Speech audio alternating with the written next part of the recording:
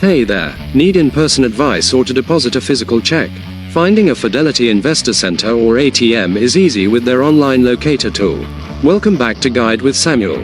Here's the simple way to find one. Go to fidelity.com and scroll to the bottom of the page. Click on Investor Centers in the site map. Alternatively, in the mobile app, tap the menu icon and look for Find an Investor Center. You can enter your city, state, or zip code to see a map of nearby locations, complete with addresses, hours, and services offered. My crucial pro tip: check for ATM reimbursements with your account. Many Fidelity cash management accounts reimburse ATM fees nationwide. Use the Locator to find any ATM, not just Fidelity-specific ones, and get those fees credited back to you automatically. That's how you access physical services and fee-free cash access wherever you are. Do you prefer handling financial matters online, or do you value the option of in-person service? Let me know in the comments. For more practical location-based guides, subscribe.